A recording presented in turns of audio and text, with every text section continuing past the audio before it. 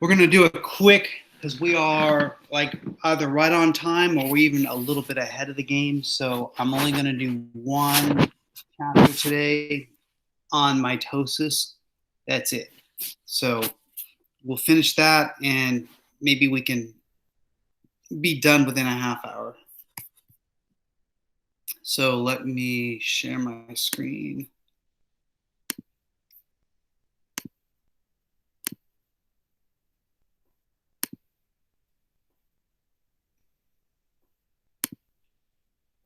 All right. So there's two types of there's your egg or sperm, and then there's every other type of cell. So, well, for you guys, that there's the egg and there's everything else. The egg only has 23 chromosomes in it, but all your other cells, like your skin cells and your liver cells and muscle cells, they have 23 pairs, so it's like 46. So they've got double the number of chromosomes. Your eggs work a little bit different, so they go through a different process. They're going to go through something called meiosis, which we're not going to talk about in this class, but the rest of your cells go through mitosis. So meiosis is for your sex cells, and mitosis is for all your other cells. And really, this chapter is about one cell becoming two cells. So it's one cell. That's what the cell cycle is. It's how one cell becomes two. How do we, all your cells are dividing, like, skin cells and liver cells and stuff like that. They'll divide and become more cells, but they have to go through a process. So what happens is that first, all the stuff inside of your cells, all those organelles, so like your ribosomes and Golgi apparatus and whatever, mitochondria, they all have to double. Like, not double, but they start making a lot more because this one cell is going to split into two. So you can't split one cell into two and put just half the amount of mitochondria in each cell because eventually you're going to run out, right? You can't keep splitting it in half. So you make like the cell will make like double the amount, and then it will split in half, right? So an equal number will go to each side. So that's the first thing that happens. Your cell is making all these organelles. It's getting really crowded in this cell. It's making all these organelles in order to divide. And it has to make double the amount of DNA. Because when we split that cell, you can't have half the DNA go into each cell. And then what are you going to do? Split it in half again? And so you're doubling the amount of DNA. So the nucleus is going to be really big. So you're going to double the DNA, you're going to double all the chromosomes. When that happens, we call that interphase. I've just explained interphase to you, actually.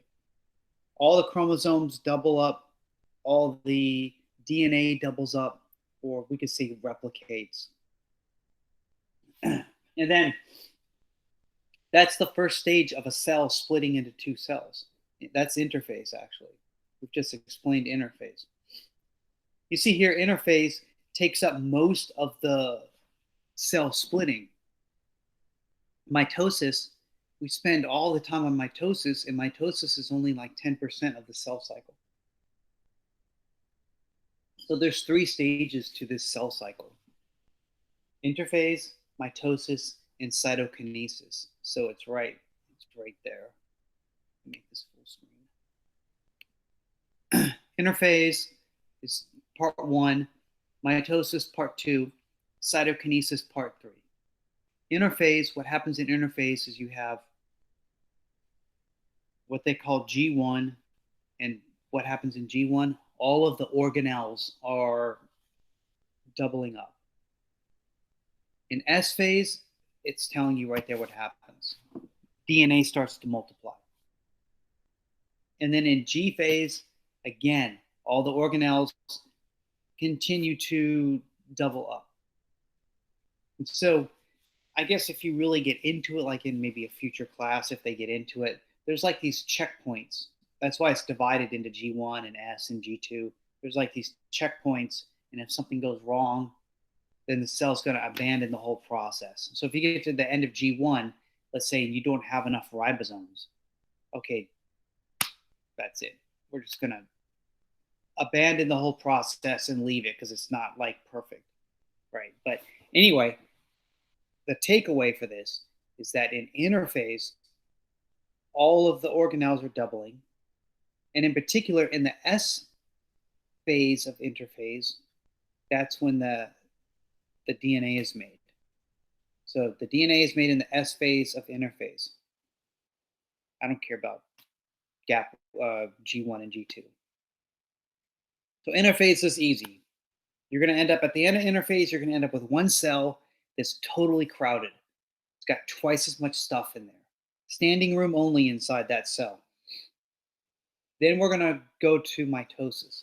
Mitosis is all about how the one nucleus is going to split into two nuclei. So you have one cell that's really crowded, and then you have a one nucleus that's really crowded. That nucleus is going to split into two. Then the cell will split into two. So here they're showing you like the two cells, like they're done, they've just split. But before they split, they were together. It was one cell with two nuclei inside. Right? And the third phase we call cytokinesis. And if you remember that word, cyto means cell, kinesis means like movement. So the cell is cell splitting. That's all. So cytokinesis is easy. Cell splits apart. Done. Interphase is easy. You're making a whole bunch of extra organelles, and you're making more DNA. That's all the interphase is. Mitosis is where we're going to spend all of our time in this lecture. So these are the stages of mitosis. I have some, like, look, see, I put some slides. So what's happening here is that you're going to have one nucleus that's going to become two nucleuses. And so the only organelle we're really looking at here is the centrosomes, or I keep calling them centrioles, right? Centrosome, centriole. And if you remember, that's one of the organelles, and it's involved in mitosis. So centriole involved in mitosis. And then here is the nucleus. So we're going to be following the nucleus, and then inside the purple stuff, which is like your DNA. And so when your DNA, you see here on the left, it's like it's all loose. And if you look all the way to the right, it looks like chromosomes. Right? So chromosomes are just DNA, but it's all condensed together. So there's these different phases. Some books say that there's 4 phases. Some books say that there's 5 phases. They're both right. This slide has 5, so I just made 5 slides to like tell you what happens in each phase. So I've already, like here, I've already told you, I put just a couple of things about what happens in each phase. So because it might get confusing, like, so what do I need to know from all this? Like this photo, like what do I need to know from it? And this is only the first half, right? There's another photo right here that's the second half. Right? And so you want to know, what do I need to know from all this? I put it, you see, I've already written it down for you. So, and you know what, if you ever want to just, like, if you just if you're like at Google or YouTube or wherever, just type in mitosis and then like do a video, and there'll be like a 7-10 second clip of a cell splitting apart. And when you look at it, you're like, oh yeah, that's so easy. I don't know why the instructor had to make it so difficult. And I am, because I'm breaking it into a bunch of pieces, and that makes it more difficult. When you look at it, you'll get it. So this is the end of interphase. We haven't started mitosis yet. Here's the cell. Here's a big nucleus in it. much bigger than it should be, and it's really crowded with a bunch of DNA, which we call, at this point, we're calling it chromatin, right? All your DNA that's just sitting inside of your nucleus, we call it chromatin. It's just kind of hanging out. It's not really organized or anything. It's just hanging out there. So we call it chromatin. There are no ribosomes in. I mean, there are, but we're not showing them because we don't care about them. But there's ribosomes in here, and lysosomes, and Golgi, and ER, and all those things that we talked about. It's all in here. It's really crowded. And there's centrosomes or centrioles. There's two of them instead of one, right? Because we've in interphase we make twice the amount. So this is the only thing we're concerned about right now is these centrosomes. You see these little lines coming out of it, so it kind of looks like a sun or something. Those little lines are, it's the cytoskeleton that I was trying to explain. They're like rods, right? You could look, if you look in this one at prophase, you can see them, right? So there's prophase, and those are, we call these microtubules. So they're like tubes. They're like small little tubes, microtubes. So microtubules. So they're like rods, right? You can already see what these rods are going to do. These rods are going to grab onto to all your DNA. So, so anyway, let's look at prophase, the first stage of mitosis. The centrioles have started to move apart, right? Here they're together. Here they're starting to move apart. So the centrioles move apart and the chromatin condense. I'm going to go back to this slide right here in a second. So see how it's all, like you can see all this purple here, and then you look at it here and it's all come together, right? That's what I mean. The chromatin condense. They're starting to condense and become chromosomes. So these are the two things that happen in prophase. I mean, that's not it. I mean, that's not like everything, but you know, it's the main idea.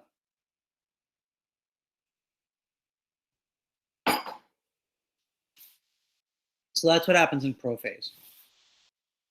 And notice these rods, right? They're calling it a spindle. I don't care if you know that word. It's just like when you look at like this is like this is a slide that they made, and they used like fluorescent dyes that dye different parts of the cell. So this is the spindle. You see like all these little hairs. That's like the spindle, right? Here's the nucleus. Here's the spindle. Here you can actually see the you could see the centrioles or centrosomes. And you can see all the chromosomes. So they just take dye, they take fluorescent dye, and they'll put it on something like, for example, an antibody. Like you could have like these antibodies that will attack certain proteins, and then you take fluorescent and you put it on the antibody, and then you kind of like put a drop of it on the cell, and it'll start attacking a specific protein, right? So it'll attack the microtubules, right? And then because of that, you can see like the color. But anyway, that's not important. Important takeaway: prophase. That's prophase, right? What you're seeing. The next stage is prometaphase. Some books will not have this, or if you watch some videos, they won't have it. That's okay. But you see here the nuclear envelope fragments, and then I have these long words: kinetochore microtubules and non-kinetochore microtubules. So let me go back 2 slides, and then I'll come right back to this. The nuclear envelope is the membrane around the nucleus, right? Just like a letter goes inside the envelope, the nucleus goes inside the nuclear envelope. So that's what it is. Here it's fragmenting, right? Because you can't get these, you got to get these tubes inside the nucleus. So they can't get through that membrane. So the membrane starts to fragment. We're going to recycle it. We're going to reuse that membrane. So it's not like we're dissolving it. It's just breaking up. So that's one of the things. the nuclear envelope fragments.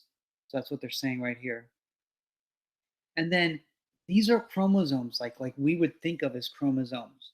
If you remember from like high school or um, like science programs, they advertisements for like a school, they'll put chromosomes as like one of the things to make you think it's all sciency. And they always got a girl in these advertisements. They always got a girl with safety glasses on, and she's got that thing is a pipette. They always show you the same thing, right? And no, it's it's like you hardly ever use it. It's like that thing, that pipette thing, and they've got that little dripper thing. And she's like there with her thumb with her safety glasses. It's like this generic, and everything's white in the lab. It's like a generic photo. If you ever go to a lab, look at Nunez's lab, and then go to a place like Yale or Harvard, you'd be like, damn, Nunez's lab is like so much nicer, so much newer. Anyway, I'm getting way off subject again, huh? We need to get back. So, these are chromosomes. This is, see this middle region where they got these black dots? We call that region the kinetochore region.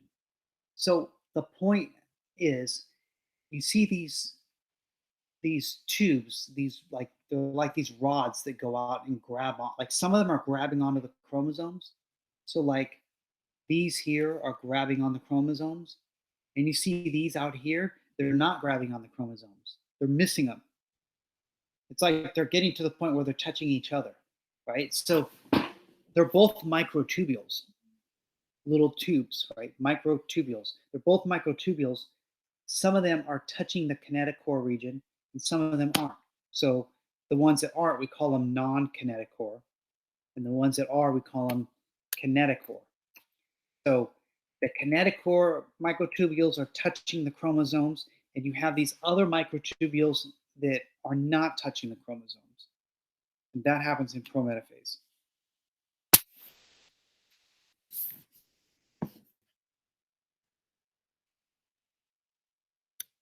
And now we move to the, so we've talked about two, prophase, prometaphase, and now we're going to do the last three, metaphase, anaphase, and telophase. So there's metaphase. There's really nothing special to say about it, just that all these chromosomes have lined up. And really that's all I've got. Like, look, if you look at metaphase there, see, chromosomes line up along metaphase plate. That's it. Chromosomes are all lined up along this imaginary line. But it's important for that to happen. Like if they don't line up, they're not going to get pulled apart equally. And then you're not going to have two equal cells, and the whole process is screwed up. So they have to line up. That's it. That's all that happens. Notice that like some of these microtubules are attached to the chromosomes. So they're kinetochore microtubules. Some of them aren't. That's it. All right. Now we move on to anaphase.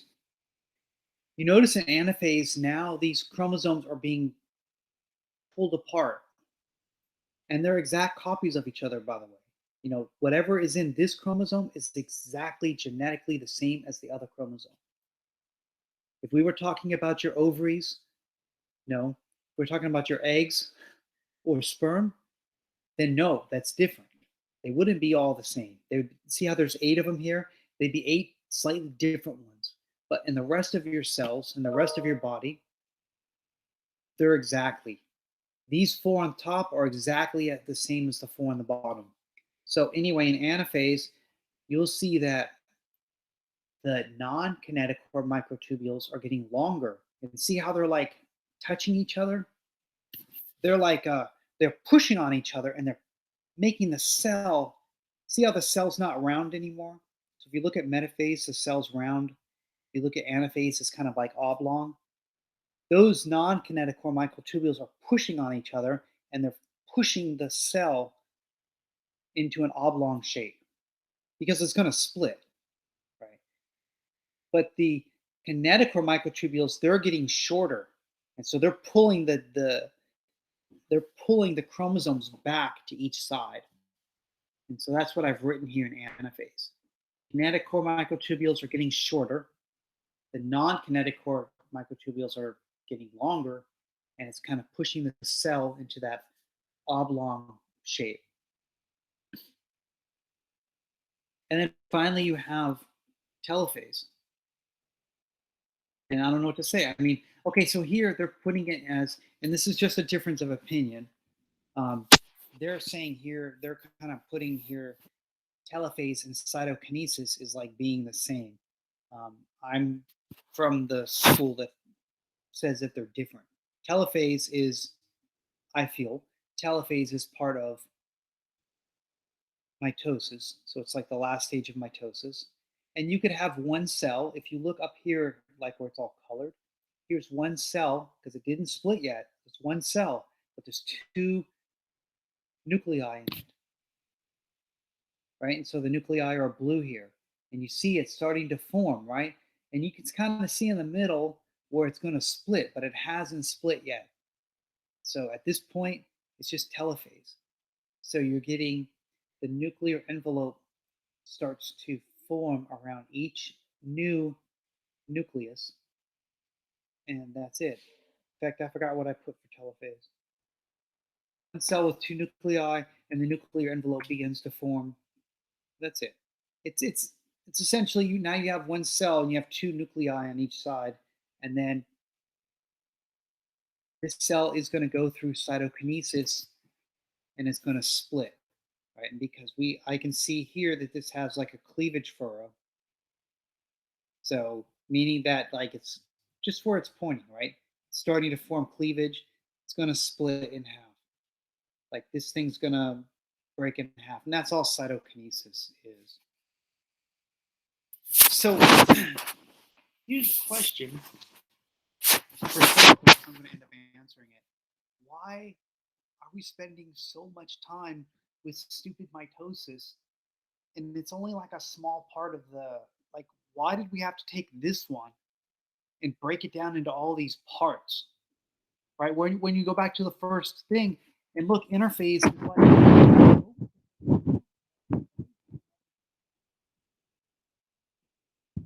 like in high school, and like they talk about it all the time.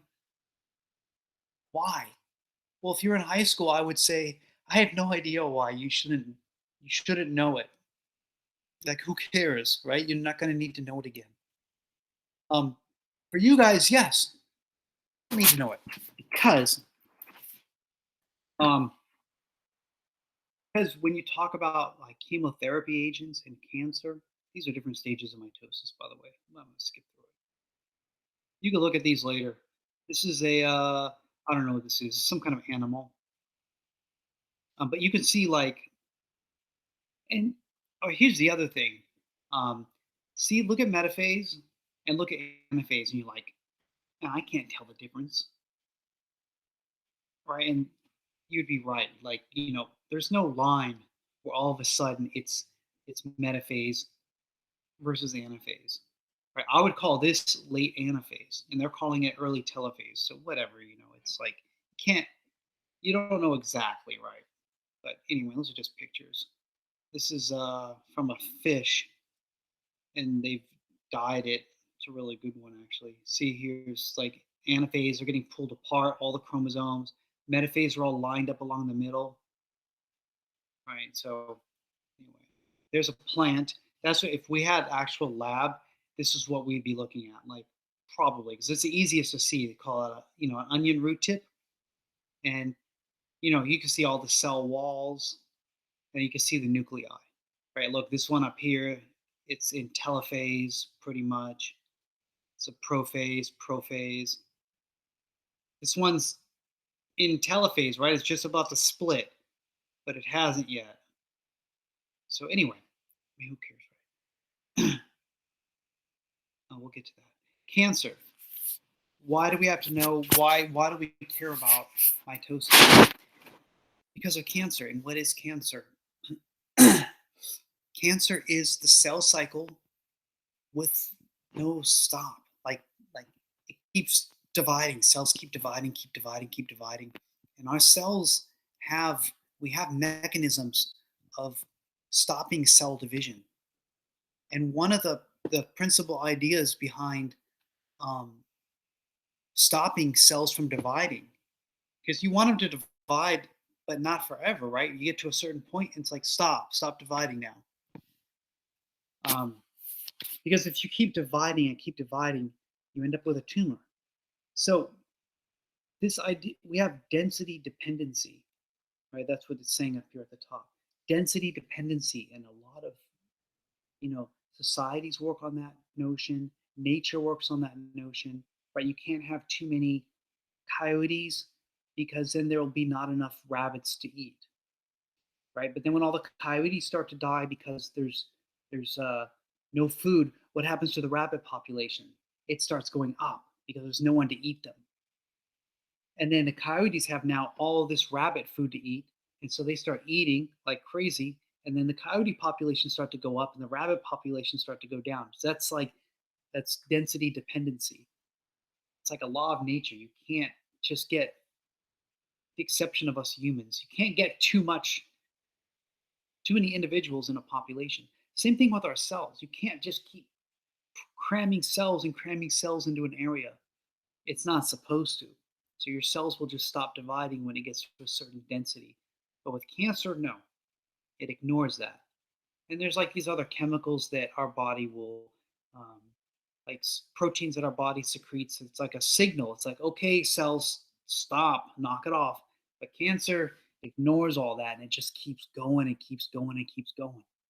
Right. And if it gets into your bloodstream, or if it gets into your lymphatic system, your lymphatic system is like your bloodstream. Like wherever you have blood vessels, you've got lymphatic vessels kind of close to it. I think of blood as like the interstate, and lymphatic vessels are like the service road, right? You can use a service road to get all the way through the east. I could get all the way through Metairie driving like side roads, right? That's like our lymphatic system. So when you get cancer, like breast cancer, and if it doesn't get into your blood, and if it doesn't get into your lymph, and it's just a big tumor, and it's you can catch it and take it out, fingers crossed, everything will be okay, right? But once it gets into your blood, then it's like, well, where did it go? Where'd the cancer go? I don't know. It could have gone anywhere, right? That those little cancer cells, they get into your blood, and they can end up anywhere. So now what do? We can't cut it out. I mean, it's more than that, right? So now you got to go after everything. You got to go after the body. You want to kill off cells, like every cell, right? So you're you nuke the body pretty much, like you're really attacking the body, and then you want to help you get the cancer, and then let the body try to reheal itself. So you're gonna so a lot of chemotherapy agents attack every cell. So you want to just stop cells from growing, period, right? If you don't know where the cancer is, you got to go after the whole body. And so how do you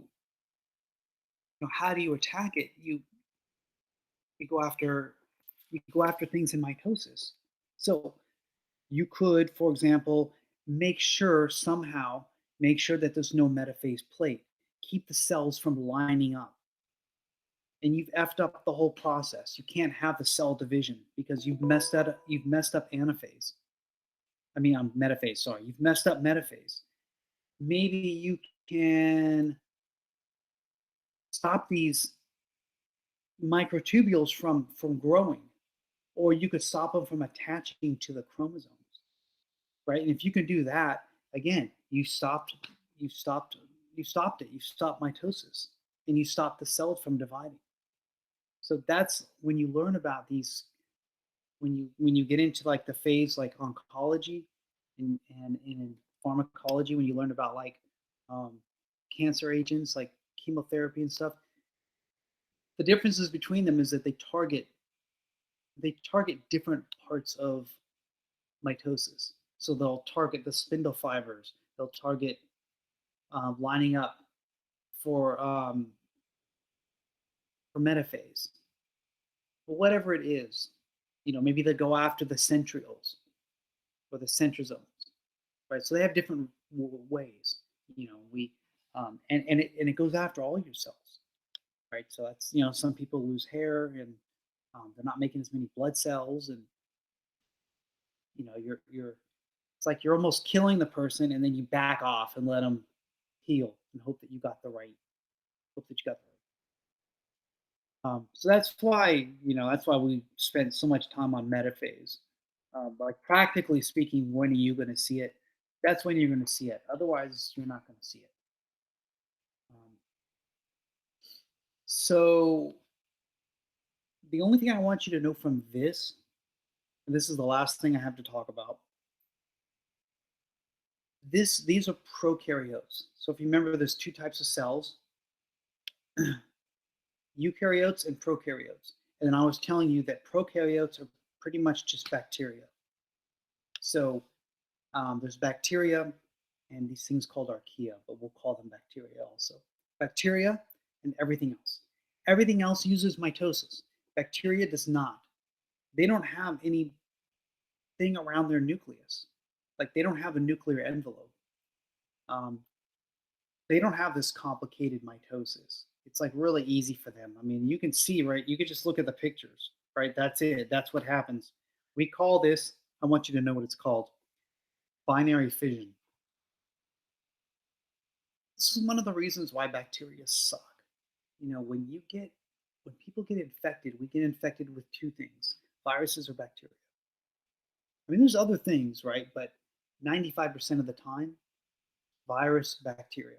That's what's making you ill, right? And their magic is in how easy it is for them to replicate. And this is all they're doing. They're not going through interphase and prophase and metaphase. They're just doubling up their DNA and dividing. That's it. It's like no effort for them. So prokaryotes, which are bacteria, go through binary fission. So right up here on the top, you just know that. You don't even have to know. You don't have to know any of this. Just know this on the top. If you have to take microbiology, you're gonna be spending most of your class on bacteria, and you're going to talk about binary fission a lot. So anyway, I believe that is everything. That is everything. And so, all right. So, if y'all don't have any questions, I think we're good. This lecture from today is going to go on the exam 2, so not quiz 2. Well, I'm sorry to do that, but um, that's it. That's all we got for today. So, otherwise, I'll see you guys Wednesday, and good luck on your quiz.